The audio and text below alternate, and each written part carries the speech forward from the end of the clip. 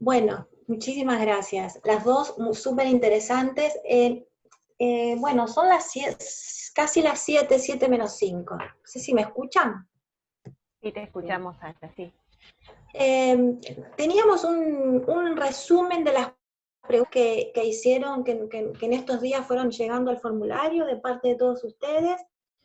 Pero también está la opción de empezar con preguntas que le quieran hacer a Andrea o a Gaby. Me parece que aprovechar este momento, si tienen, me gustaría empezar por ahí, no sé si están de acuerdo. ¿Sí? Sara, creo que había una pregunta en el chat que le hacían a Andrea sobre lo que era el PPI, la sigla.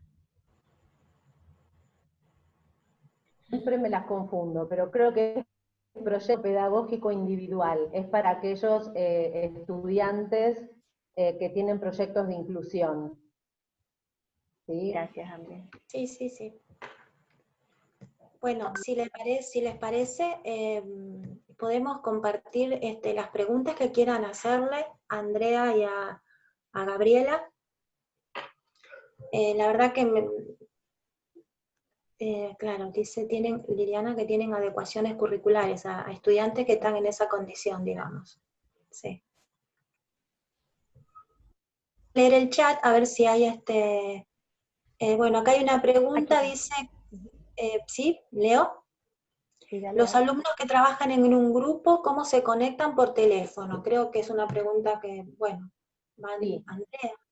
En general, los míos, los nuestros, en general todos se conectan por teléfono, ¿no? Con el chat, con WhatsApp, con Telegram, con lo que sea, pero se conectan en general por teléfono. Sí. Los de la universidad también, digamos. Sara, ¿sí? ¿Me escucha ahí? ¿Sí? Sí, me parece interesante, Andrea, quería, la verdad que qué bueno el relato, o sea, la reflexión, eso es muy potente para seguirlo en la presencialidad, ¿no? Ese relato que hacen de la reflexión, justamente estas habilidades cognitivas de las que hablábamos, de las habilidades superiores, tienen que ver con eso, con no resolver solo un ejercicio, sino ponerse a pensar en el estado del saber, qué dispongo, qué no dispongo, y que ese ejercicio sea como si fuera un WhatsApp, una comunicación, que quizás habría que ver cómo se instala y no se pierde eso, porque eso es potente, la verdad. Muy potente. Totalmente. Eso me pareció de mucho aprovechamiento y para definir esto de crear un nuevo modo de hacer la matemática, o sea, no perderlo en la presencialidad, sino quizás meterle un WhatsApp en la presencialidad, no sé. Totalmente. Le decís, Cristo, no me hable. Buena idea, Gabriela, buena idea. Y digamos, qué sé yo, generar esto, porque esto es potente y no sé, y era lo que siempre decían de que en todos los cursos de didáctica, esto del expresar y argumentar con palabras, porque la matemática estuvo tan alejada de la gente siempre, y necesitas poner en palabras, explicitar ese razonamiento, y no sé, se trata de, y lo veía también con los estudiantes, bueno, con Juana, que tanto le costaba, y ella misma a mí y se emociona, porque ellos se dan cuenta que pueden, porque van resolviendo. Hacer como el diario de los ejercicios, no sé, creo que esa parte es para potenciar y aprovechar, y dejar de hacer esa lista de ejercicios largas, que muchos soltar eso, y empezar a hacer, qué sé yo, diarios, relatos de las situaciones, los inconvenientes, ese estudiante que pedía permiso para usar, eso sí me parece que hay que cambiarlo. Que no pidan permiso, o sea, eso que pedía permiso para usar un contenido de adelante, no sé, o que había visto, Sí. ¿no? Algo que había visto después que le permitía resolver un problema que habían hecho antes, de otra manera. ¿Sí?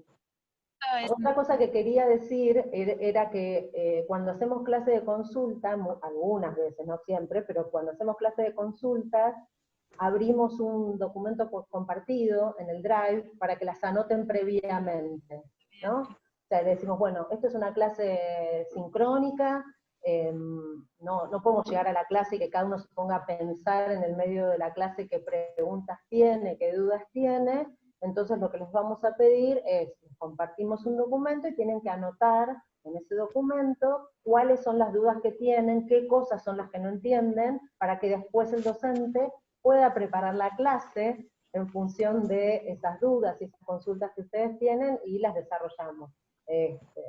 Y eso también es súper interesante, ¿no? Porque, digamos, no es solo no es una cuestión de organización, tiene que ver con una reflexión acerca de, bueno, ¿qué no entiendo? ¿Cómo lo digo? ¿Cómo lo pregunto? No puedo decir no entiendo nada, tengo que decir algo en particular, ¿no? Ese es el desafío para la presencialidad, no perderlo, ¿no? Es decir, si no... Disculpen que interrumpa, hay muchísimas preguntas en el chat de YouTube.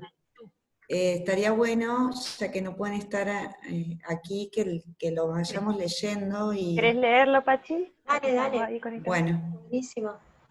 Sí. ¿Me esperan un poquito? No sé si me están escuchando ahora. Perfecto. Te escuchamos. Bueno, esperen porque son un montón. Empezar por la última. Sí. Ay, Y después no sé qué subís. toqué.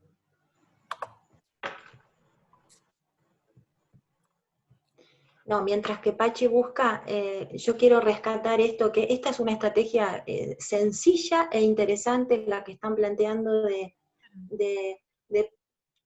llegar a las clases sincrónicas con tareas que los estudiantes, que los chicos hayan resuelto. Entonces, la clase sincrónica tiene otro sentido, se puede aprovechar muchísimo mejor. Eso se puede hacer en todos los niveles, ¿no? Siempre que contemos con la posibilidad de tener las clases sincrónicas, ¿no? Porque estaban todas esas preguntas del formulario de la gente que tiene esa dificultad, de los chicos que no tienen conectividad. Ese era un grupo grande de preguntas, ¿no? Es muy preocupante eso. Pero bueno... Y en matemática, o sea, siempre la sincronicidad es necesaria, el momento, porque por esto que hablamos de las interacciones docente-alumno, saber, contexto, y bueno, entonces igualmente en esto hay que ser creativo y ver qué posibilidades tenemos, porque tampoco, si la realidad es esta, ante esa situación, cómo poder manejarnos.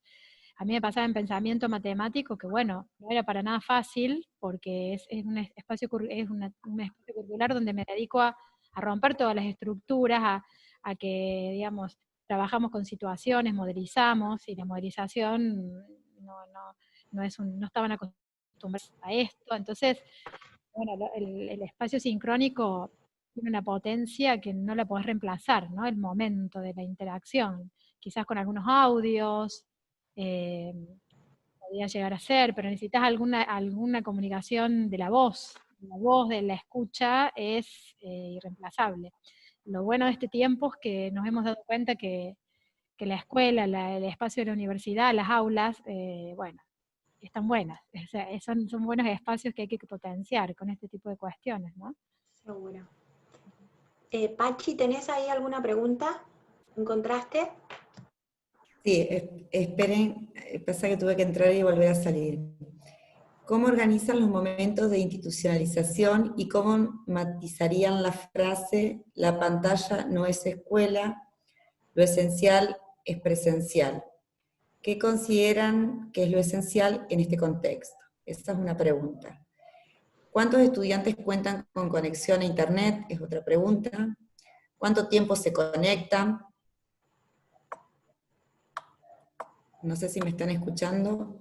Sí, te escuchamos. Andrea, si querés responder. Olvidé la primera pregunta. La primera, si la pantalla era esencial, ¿cómo era? ¿Cómo organizan los momentos de institucionalización y cómo matizarían la frase "la pantalla no es escuela, lo esencial es presencial"? ¿Qué consideran que es lo esencial en este contexto? Los momentos de institucionalización los hacemos a propósito de tareas que los estudiantes fueron resolviendo previamente al encuentro, es decir, intentan resolver un problema, no importa si no lo pueden resolver todo, lo mismo que hacemos en una clase presencial, ¿no? Desde ese lugar. Cada uno en su casa trata de resolverlo, establece relaciones, lo que puede, ¿no? Aunque no llegue a una respuesta final. El docente toma las distintas resoluciones de los estudiantes y hace en una clase sincrónica la misma institucionalización que haría en una clase presencial. Obviamente, la diferencia es que cuando están trabajando en la clase presencial, el docente va recorriendo los bancos, vas viendo qué están haciendo, qué no están haciendo, podés ayudar a alguno que esté trabado, podés responder preguntas, que no te lo permite la virtualidad, ¿no? O sea, obviamente, cuando decíamos no es lo mismo, porque de verdad no es lo mismo, lo que te perdés es esto, ¿no? Es como la interacción puntual del docente con cada uno de los estudiantes en el momento de la resolución, ¿no? Eso se va perdiendo. Que de alguna manera lo puedes recuperar con las consultas que te van haciendo. No sé si Gabriela quiere... Y más o menos, bueno, del mismo procedimiento, trabajamos con pensamiento y con bioestadística, es decir, siempre, que creo que es una cuestión a tomar para la presencialidad. La presentación del problema, que lo puedan desarrollar con sus procesos, con sus procedimientos, sus heurísticas. A mí lo que me sorprendió es de un estudiante que estaba que después me dijo, yo me fui a leer, yo le había recomendado un libro que tengo, que es Matemática de un Sentido, donde trabajo técnicas de conteo, pero no les dije hagan los ejercicios. Y ella me dice, me puse a hacer todos los ejercicios. Me sorprendió porque yo me quedé, la autonomía que se generó, digamos, fue que en otro momento quizás estaba más dependiente. Entonces tenemos que aprender de este proceso esa parte, ¿no? En tratar de salirnos de nuestra centralidad tendría que estar en provocar, promover, acompañar, guiar, hacer buenas preguntas y tratar de generar esta autonomía que ahora sí, digamos, lo potente es esto, que muchos lo pudieron desarrollar y lo complicado es que otros están muy trabados y es más difícil acompañarlos. Cuando hay dificultad, la dificultad se hace mayor. En el caso de los estudiantes que no han, por ejemplo, que no han podido resolver el problema de la cantidad de ID, que era complicadísimo, muy complejo el problema de la cantidad de ID del Zoom, porque no era para nada simple, hay muchos estudiantes que, bueno, están muy trabados, entonces ahí yo me tengo que poner como si fuera a la par, al lado, y esto no lo tiene la virtualidad, ¿no? Y la confianza, algo que me pasaba, por ejemplo, particularmente a mí, en pensamiento o en estadística, cuando generás, siempre trabajamos con resolución de problemas desde el primer día de clase, entonces generás una cuestión de ese obstáculo cognitivo, ese conflicto cognitivo, el estar con la palabra, quédate tranquilo, que ya vas a ir, ya vas a encontrar el camino, es posible, la presencialidad, nosotros como personas, en nuestra energía, en nuestra sonrisa o en la mirada, eso, lo que decía ahí de la pantalla no es esencial, no sé cómo era la frase, pero me parece que el desafío es buscar lo potente en todo y tratar de aprender de esto y no demonizar nada, digamos, pero sí, la presencialidad en la docencia, en el aprendizaje, en la enseñanza, más desde el nivel inicial hasta el secundario, ¿sí? Bueno, es en la universidad uno podría acomodarse, depende de las carreras, pero en la educación inicial, primaria y secundaria, bueno, por supuesto. Creo que el desafío es repensar, resignificar esta nueva presencialidad. No podemos hacer lo que hacíamos antes, eso tengo seguridad.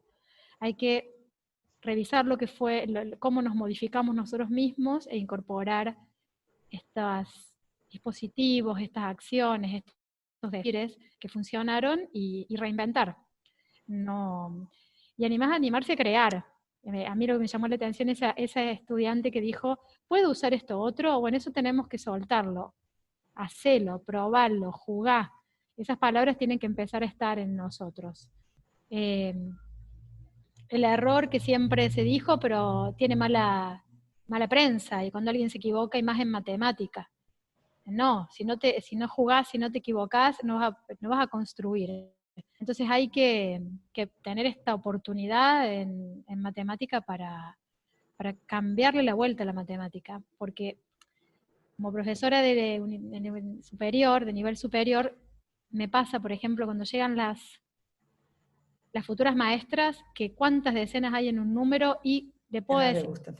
99,9%, casi listo for, no saben cuántas decenas hay en un número. ¿O qué es el sistema de numeración? ¿Para qué sirve? ¿Qué me permite? ¿Qué hizo el hombre primero? Si el sistema de numeración o los números naturales. En bioestadística, un porcentaje. O sea, las fracciones nunca se sabe, los números racionales, los con coma, pero no son tanto esos. Entonces, y algo me parece es que hay que pararse en la comprensión y en los desempeños, en la comprensión. Eso sí hay que, ¿no? Y esto que estaban haciendo los estudiantes, que Andrea mostraba su desempeño de comprensión. Qué cosas iba entendiendo, qué cosas no, y ellos mismos iban reconociendo. Por ahí va, me parece, el camino. Si les ¿Hay parece, otras les leo más preguntas porque hay muchas. Bueno, aquí también. Bueno, dale, Si Lili. querés, vamos picoteando una y una, ¿querés? Dale. Margarita, que a ver. está acá. ¿Eh? Aquí estoy viendo, Marga. Sí, Margarita pero antes preguntó Sol también. Sol dice, ¿qué tipo de actividades trabajar antes del receso? Que recuperamos con los pocos que pudieron hacer el recorrido y a lo mejor aquellos que no lo hicieron puedan sumarse. Esto porque el retorno posible sea en agosto. La pregunta es, ¿qué tipo de actividades trabajar antes del receso? Leo otra pregunta que tiene que ver un poco con esto, creo yo. A ver. WhatsApp me fue un gran recurso, pero la gran dificultad fue la conexión con aquellos que viven en zona rural. La enseñanza fue muy discontinua. ¿Cómo se nivelan esos casos una vez en el aula? O sea, ¿qué hacer una vez en el aula, cuando vuelva? Si me permiten, había preguntas en el formulario que hicimos que tenían que ver con eso, ¿no? Cómo poner a los chicos que no pudieron estar conectados y trabajar con todo el grupo, empezar ahora, cuando haya que empezar de nuevo, con estos chicos que están en distintas situaciones, ¿no? En su proceso de aprendizaje están en distintas situaciones. Bueno, me parece que hay que tomar decisiones y que no son decisiones individuales de cada docente, sino que son decisiones institucionales, ¿no? Porque yo lo que creo, digo, no tengo la respuesta porque no existe la respuesta, ¿no? A mí me parece que hay que seleccionar aquellos contenidos irrenunciables de cada uno de los grados, de cada uno de los años. Sé que hay unas amigas mías riéndose por la palabra irrenunciables. Y, digamos, decidir cuáles son los que no pueden faltar en cada uno de los cursos, en cada una de las clases, y hacer acuerdos con los docentes de los años siguientes, sabiendo que hay cosas que no se enseñaron, que no se trabajaron, ¿no? Entonces, digo, cualquier recorte que se haga en cualquiera de los años va a afectar necesariamente a todo lo que va a ocurrir en los años siguientes. Eso, digamos, para cada grado, para cada año es una decisión diferente, ¿no? Pero que se tiene que tomar con todos los docentes de la escuela, de la universidad, de donde se esté, y además digo que deberían quedar registrados en algún lugar para recordar cuando se vuelva a la presencialidad cuáles son las decisiones que se fueron tomando, ¿no? Y no títulos solamente, porque no alcanza con decir, no sé, trabajamos función lineal. Bueno, ¿qué de función lineal? ¿Qué tipos de problemas referidos a función lineal? ¿Qué sí, qué no? Para que el docente siguiente pueda hacerse un panorama más claro de qué sí se trabajó. Sí, como decía Andrea, a mí me parece que también esto hace rato que lo teníamos que venir haciendo, y no solamente con esta situación, sino creo que esto nos permite hacer muchas cosas que se venían diciendo que se tenían que hacer y no se hacían, ¿no? Es decir, siempre deberíamos poner la articulación famosa entre grados, entre niveles, tanto horizontal, vertical. Hace rato que deberíamos ponernos a pensar qué logramos realmente, qué intentamos enseñar, porque viste que el otro nos pone el límite. El estudiante siempre nos pone el límite, uno puede querer, pero hay un otro. Entonces, bueno, ¿cuál fue el nivel de logro? O sea, ¿qué tanto se lograron estos aprendizajes? Y ser sinceros año tras año y decir, bueno, se logró hasta acá, y bueno, continuar y pensar un currículum situado, ¿sí? Es hora de que los docentes dejemos de ser técnicos, que nos hacemos las que nos dicen, y esto nos interpeló, y también los equipos de docentes en las escuelas se pongan a considerar, y como decía Andrea, bueno, ¿qué es lo que nosotros entendemos como importante? ¿Qué sé yo? A mí siempre me pasó esta duda cuando, ahora no trabajo más en la primaria, pero he trabajado mucho tiempo dando formación, en la formación docente, dando matemáticas y didáctica, y yo decía, nadie trabaja, digamos, ¿qué pasa con la medición, con las unidades de medida? ¿Qué pasa con los bits, los bytes, los gigabytes, los terabytes? Nadie los trabaja. Trabajas ahí sistema de numeración, potenciación, empezar a pensar no en contenidos aislados, es un desafío, sino esto es una oportunidad para eso, ¿no? Para empezar a sentarse en equipos, en comunidades de pensamiento, que las escuelas realmente que sean eso, y aprovechar esto, y estos niños o estudiantes que no lograron a lo mejor porque no tenían, bueno, ¿cuál es su estado de saber? ¿Cuál es la realidad? No qué es lo que querríamos que sea.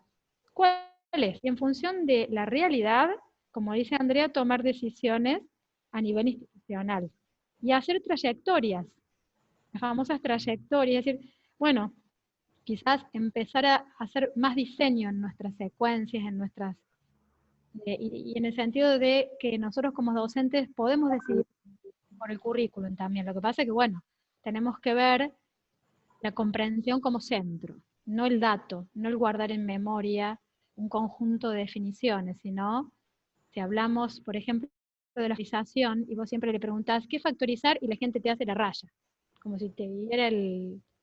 Va a decir, no, pero ¿qué significa? Tac, la raya. Bueno, ¿qué? No, es escribir el número como factores, ¿qué tipo de factores? Empezar a ponerle palabras y eso por la experiencia, puedo decir de hace rato que vengo pensando en estas cuestiones y las sigo viendo porque me llama la atención. Pasan los años y es como que el pensamiento matemático y no lo logra, seguimos reproduciendo reproductores de algoritmos. Bueno. Bien, hago otras preguntitas que están en el chat de YouTube. Había muchas preguntas que las agrupé que tienen que ver con cuestiones técnicas. ¿Cuánto tiempo se conectan con los alumnos? ¿Cuántos estudiantes cuentan con conexión? Sí, creo que es un problema con el que contamos, que tenemos todos, que algunos alumnos tienen conexión y otros no. Si fijan horarios para el dictado de estas clases sincrónicas, o utilizan las horas de cursado habitual. Eso es en cuanto a cuestiones técnicas que están preguntando, hay varias preguntas, y hay algunas preguntas también referidas a cómo evaluar. En la escuela secundaria fijamos horarios, ¿no? Y los horarios en general son los horarios de los estudiantes. Algunas de las clases sincrónicas se hacen con todo el grupo y algunas las hacemos por grupitos, ¿no? Con esto que les contaba antes, que los dividimos en grupos según los tipos de estrategias que ponen en juego, o citamos en otros horarios a algunos estudiantes que necesitan algún tipo de trabajo más particular, pero tratamos de respetar los horarios de clase, ¿no? Y después sí hay como un flujo de mensajes que van y vienen en cualquier horario, que son los del Telegram, los del WhatsApp, etcétera, etcétera. Esos van y vienen más. El docente va dosificando en función de sus tiempos cuando contesta, ¿no? pero hay bastante comunicación. Y algunos escriben por el campus, pero sí, obviamente la pregunta de cuántos tienen conectividad, esto que yo estoy escribiendo solo se puede hacer en caso de que tengan conectividad, claramente, ¿no? No todos tienen computadora, hay muchísimos que solo trabajan con celular y van mandando fotos y se resuelve de esa manera, pero no hay ninguno que no tenga al menos un celular. Nosotros en bioestadística, y lo pensé esta pregunta, y la verdad que la computadora es una condición de exclusión, o sea, de exclusión, sí, porque con todas las letras, porque estadística, nosotros en veterinaria, por ejemplo, no tienen matemáticas, solo un mes de cursillo. Imagínense que para pensar el área bajo una curva, que sería la integral, nosotros no trabajamos con cálculo, es decir, complica hasta hablar de frecuencias y porcentajes.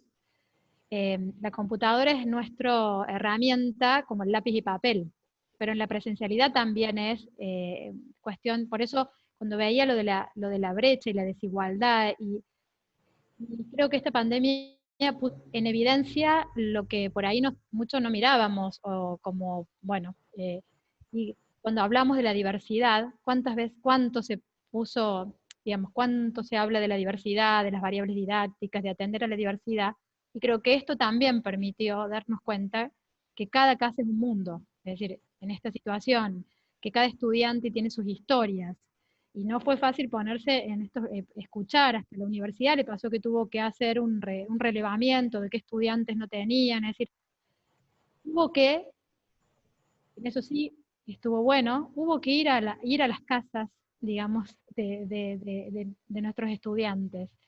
Nosotros en estadística, por ejemplo, necesitamos que tengan computadora para usar Infostat, para trabajar software, es decir, no.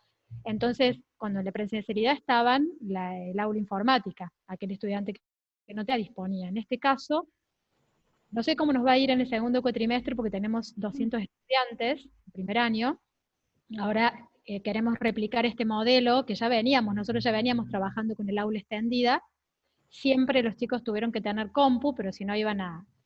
Y ahora en este mes, que calculo que no, que todavía vamos a hacer en la presencialidad, no sé cómo nos va a ir, qué pasa si algún estudiante no tiene, pero realmente si no tiene, no va a poder construir el proceso de aprendizaje, o sea, no va a poder evolucionar porque necesita jugar con la compu en estadística. Es decir, no se trata de hacer cuentas, necesita estar con los datos, y porque el estadístico tiene que hacer eso. Entonces, ese es lo que preguntaba también Jesús, no sé si estará, él preguntaba esto, ¿qué pasa en las escuelas rurales que no tienen nada de conectividad? O pensaba en las zonas aborígenes, que están en nortes, en lugares donde no llega, y bueno, son condiciones que hacen que queden, o sea, es una limitación real, es decir, competencias digitales necesarias en estos tiempos, para no quedar afuera.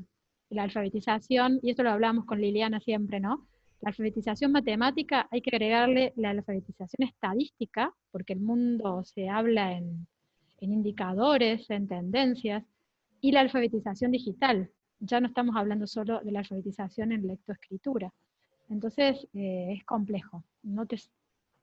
Eh,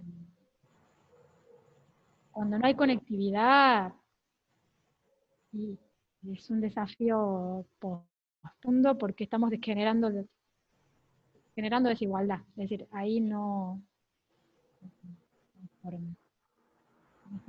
Sí, sí, si me permiten, yo perdón. quería... Sí.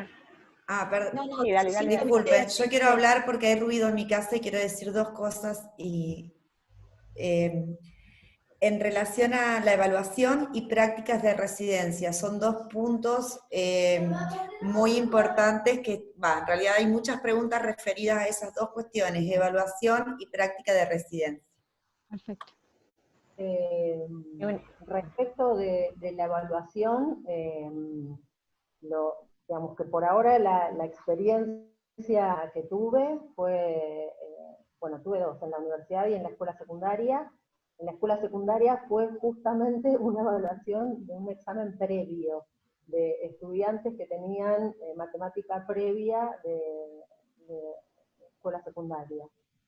Y también la verdad que fue muy interesante lo que sucedió, porque el ministerio decidió que los exámenes previos iban a constar de una lista de problemas para que ellos resuelvan y después una defensa sincrónica. Entonces, lo que sucedió en la primera vez que lo hicimos fue que todos los alumnos habían sido ayudados, ¿no? Se habían presentaron resoluciones de los problemas que no eran propias, que se los habían hecho profesores, no sé, familiares, alguien, y no pudieron defender nada en el espacio sincrónico, ¿no? Entonces, cuando terminó el examen y dijimos, mirá, la verdad que no te podemos aprobar así, y charlamos sobre eso, ¿no? Bueno, ¿quién te ayudó? Sí, me ayudaron, pero vos entendiste, no, en realidad no. Entonces, tuvimos que tener como un espacio también de reflexión junto con estos estudiantes, decir, bueno, mira, en un examen previo habitual, el peso más fuerte está puesto sobre el examen escrito, ¿no? Donde nosotros medimos de alguna manera la posibilidad que vos tenés de resolver un problema nuevo. Con lo que estudiaste, te presentamos un problema y vos mostrás si lo podés o no lo podés resolver. Y eventualmente se pueden hacer preguntas orales si nos queda alguna duda de lo que muestra en la hoja. Pero acá se invierte la importancia de esos dos espacios.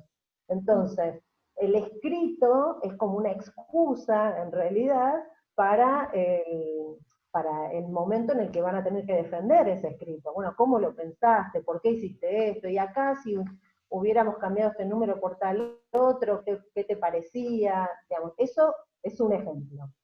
Mi otro ejemplo es el de la universidad, y lo junto con la otra pregunta, donde una de la materia que yo doy en la universidad es una materia de prácticas, de enseñanza,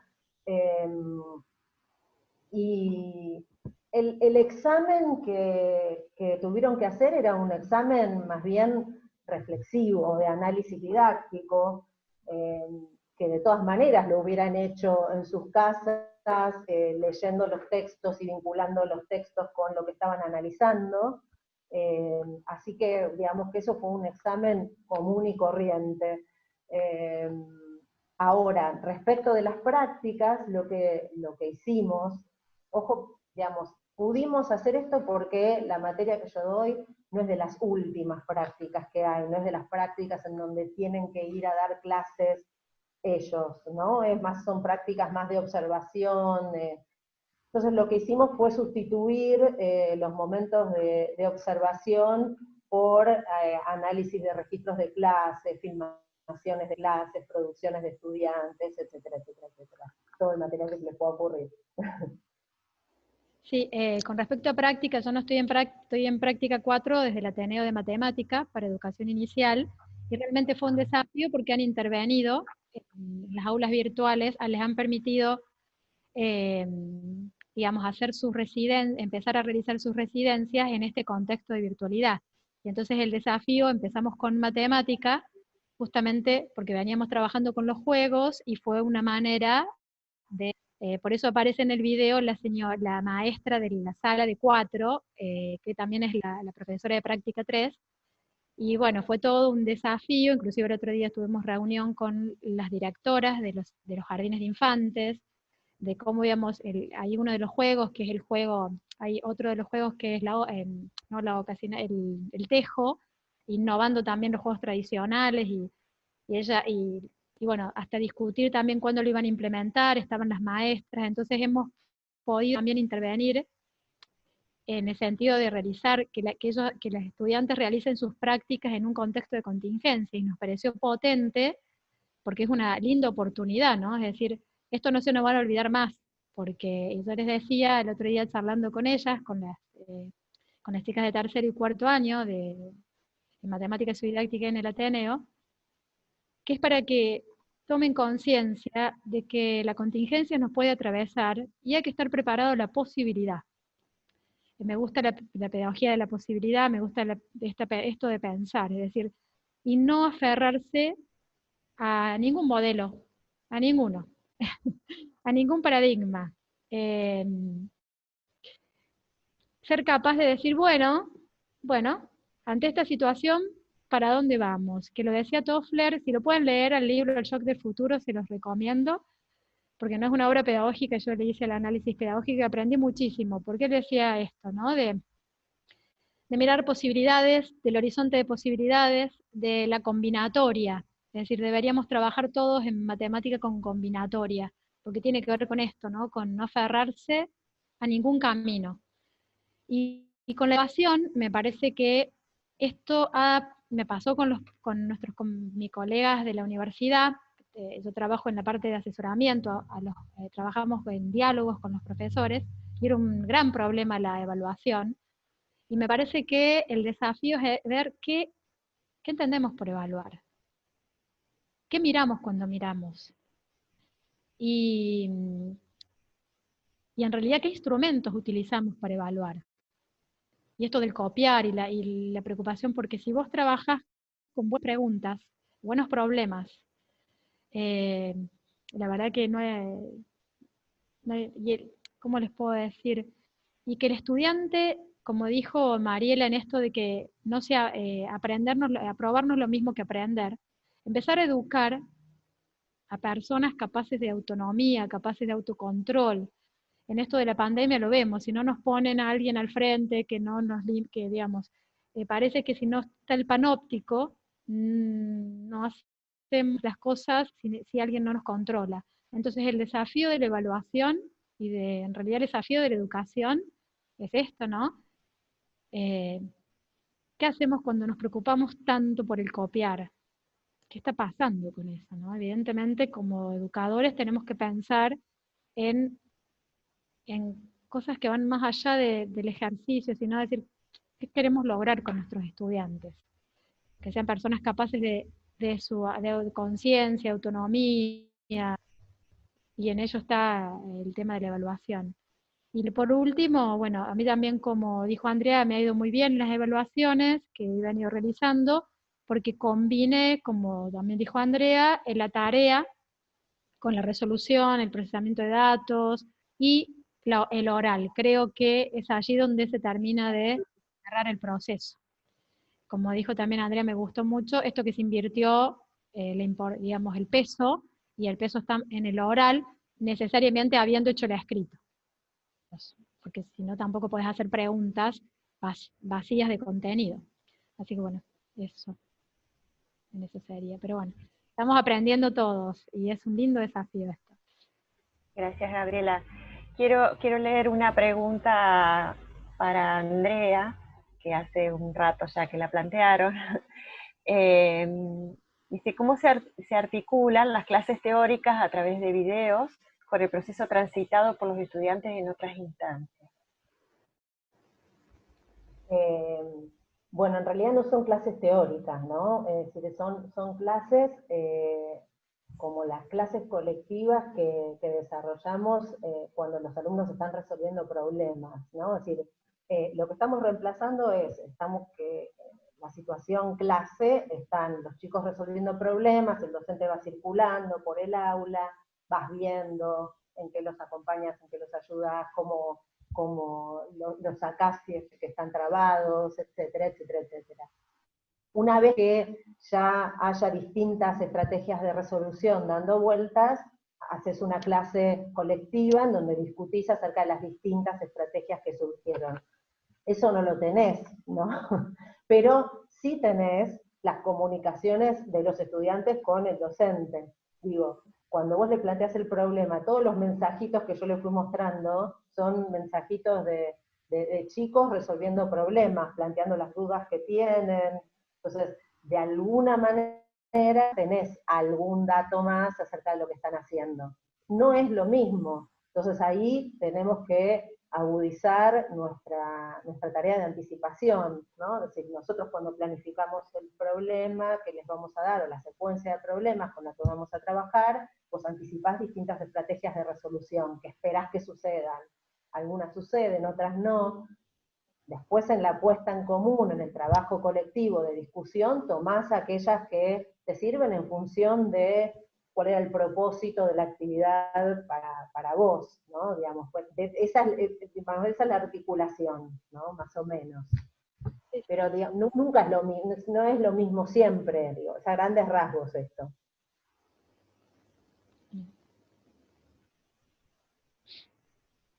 ¿Está bien, Marga? Bueno. Sarita, vos querías decir algo antes.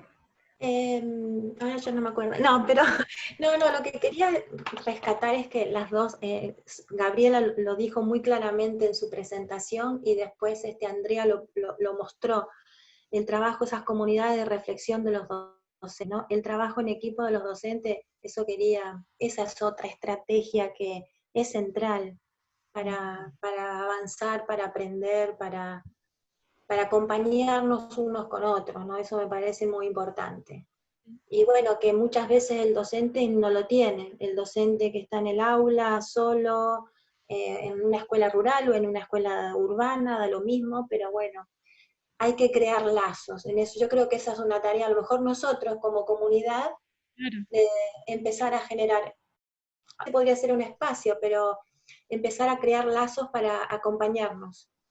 Me parece que eso es muy importante. Sara, justamente por la experiencia, bueno, a mí me tocó asumir como directora de esta área de promoción de calidad educativa con todo esto. En diciembre lo propusimos y los docentes del instituto, que son ingenieros, que son veterinarios, que son, bueno, químicos, están esperando los miércoles, que le pusimos diálogos entre docentes, compartimos experiencias y resolvemos dudas, todos los miércoles a las 18 hasta las 20, y no se va nadie, que los tengo que echar, tengo que decir ya, hora de irse, y realmente se ha producido una sinergia, un espacio donde empezamos a hablar de cuestiones de marcos teóricos, de enseñanza, de situaciones conflictivas de los estudiantes, o sea, con profesionales que quizás no estaban tan conectados con esto digamos, de los marcos teóricos de la enseñanza, del aprendizaje, de la didáctica, están ávidos y se ha creado ese espacio y me parece que por ahí va por el lado de empezar a crear comunidades de pensamiento y esto sí potencia esta, porque si no, no lo podríamos hacer si no tenemos una herramienta como esta. Si lo tuvimos que hacer presencial y vamos a hacer menos. O, bueno, se pueden... En cambio, esto me parece que fue una linda creación, una linda, esas cuestiones que surgen y hay que empezar a seguir por este lado. Ese es el camino. Empezar a juntarnos entre los docentes, a acompañarnos, eh, no disertando. Me parece que las disertaciones, yo soy más no la disertación, sino el de compartir. Me parece que por ese camino tendríamos que, más lo horizontal y no tanto la cosa de la bajada de línea, ¿no? Ese es el desafío. Y este es Yo quería agregar algo a lo que ustedes ya han dicho y que me parece interesante este planteo, por ejemplo, que hace Gabriela de no atarnos a un modelo, a un marco, y de darnos oportunidad a nosotros y también a nuestros estudiantes. Nosotros en este cuatrimestre tuvimos la oportunidad de trabajar con 2 estudiantes del profesorado de matemática que les tocaba hacer su práctica docente en el aula, y como no tenían el aula, bueno, estuvieron con nosotras en nuestras clases virtuales y armando todos los materiales a la par nuestra, ¿no? Que le ofrecimos a los alumnos, buscando hacer aprendizaje invertido también, ¿no? Y creo que fue, digamos, una experiencia para nosotros, un aprendizaje tremendo, y creo que para los estudiantes también fue otro tipo de aprendizaje distinto al que le hubiera tocado seguramente si hubieran podido asistir a la clase, ¿no? Pero creo que siempre se pueden rescatar cosas de todas las situaciones y bueno, que en esta oportunidad podemos rescatar muchos otros tipos de aprendizaje que tal vez no nos dábamos el permiso de realizarlos y de desarrollarlos.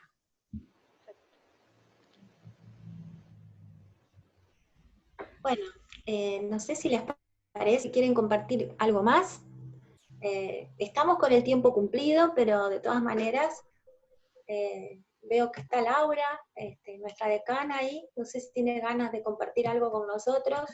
Las estaba escuchando atentamente, sobre todo me quedé porque particularmente me interesaba un poco las reflexiones que estaban haciendo y sobre todo el tipo de preguntas y estas cuestiones de cómo evaluar, qué evaluar, y el tema de las prácticas, sobre todo en las carreras de formación docentes, es una preocupación que nos atraviesa a todos y a todas las disciplinas. Así que me parece más que pertinente lo que acá fue apareciendo. Liliana comentaba cómo trabajamos en la Facultad de Humanidades, en donde los estudiantes de nuestras carreras de profesorados tienen una instancia de práctica docente en el nivel superior, y otra instancia de práctica docente en el nivel secundario, que obviamente esa no se ha podido desarrollar por las características de la pandemia. Pero sí, en el nivel superior, me pareció importante poder habilitar esos espacios, porque también es una nueva manera de poder incursionar en esto de la práctica, en estos contextos, ¿no? Y en estas contingencias. Y una cuestión que me pareció interesante, que lo planteó Andrea al principio, esto que decía, los docentes tuvimos dificultades. Yo lo suscribo, absolutamente tuvimos dificultades, y creo que seguimos teniendo dificultades. Estamos un poco más preparados porque estamos llegando al final del cuatrimestre. En el caso de la facultad, lo terminamos la semana que viene. Pero sí seguimos teniendo algunos problemas, y justamente pensamos estrategias de cómo tratar de resolver esos problemas, que no serán problemas matemáticos, pero sí son situaciones de aprendizaje que nos ponen frente a nuevos desafíos que muchas veces no tenemos todas las herramientas que desearíamos para poder abordar esas situaciones. Pero me parece que estos encuentros, Sara lo planteaba, esta cuestión que creo que también yo rescato como positivo, al menos lo veo más desde el punto de vista de la universidad, donde tengo mi mayor, digamos, tiempo y carga horaria, que reforzó esta idea del trabajo cooperativo del equipo docente. Yo creo que en eso fue como una cuestión que nos comenzó a compartir cómo trabajar, cómo resolver alguna situación, cómo abordarla, y desde la gestión también. Porque si bien, ahí les hablo un poco más como decana y no tanto como docente, si bien teníamos reuniones sistemáticas con los decanos y las decanas y con el rector, pero esto es como que nos fortaleció aún más el hecho de compartir ciertas decisiones que se tomaban en un órgano de gobierno que podían ser tomadas en otros también con las adecuaciones o con las adaptaciones, es decir, compartir cómo se resuelve esto, de qué manera, cómo lograr que los estudiantes puedan avanzar en sus trayectorias educativas en un contexto que tiene estas complejidades. Me parece que eso yo rescato, digamos, como un elemento positivo dentro de un contexto que está asignado, digamos, por incertidumbres y por complejidades, pero me parece que ahí hay como ciertos lazos que se fueron, digamos, de algún modo fortaleciendo. Y la otra cuestión es cómo generar nuevos lazos, que Sara lo decía, cuando uno trabaja tal vez en soledad. Y esto de las escuelas rurales, que Gabriela lo planteaba y que salió, es una cuestión muy interesante. En Santa Fe hay un caso que incluso tuvo una visibilidad en los distintos medios, de una estrategia que ideó una maestra, digamos, en donde iba todas las semanas y les dejaba en los campos, digamos, ciertos materiales y tareas para que los alumnos puedan hacer. Entonces, bueno, no hay conectividad, porque la conectividad muchas veces no depende de las posibilidades económicas de esa familia, sino es estructural. No llega, digamos, la red a abastecer a determinados lugares. En otros casos, tiene que ver con situaciones socioeconómicas. Entonces, lo que hizo la pandemia, y ustedes lo plantearon también muy bien, es exponer aún más las desigualdades que eran preexistentes, pero las visibilizó. Y se generaron tal vez nuevas desigualdades. La cuestión es acá tenemos otra dimensión más para poder analizar, es decir, cómo logramos mitigar esas desigualdades. En la vuelta a clase, que va a tener algunas características, que no van a poder volver todos, se están ensayando distintos escenarios, todos los días aparecen propuestas nuevas de cómo volver, en qué condiciones, no va a ser para todos, va a ser gradual, probablemente haya regiones que vuelvan antes que otras tal vez el tiempo sea aún más lejano. La universidad también está en esa encrucijada de que en algunos casos podemos hacer ciertas actividades presenciales y en otros no, pero en el caso de la Universidad Nacional del Litoral, como puede aparecer en algunas otras universidades, no solamente tenemos estudiantes de la ciudad de Santa Fe, sino tenemos estudiantes que provienen incluso de otras provincias que no es Santa Fe.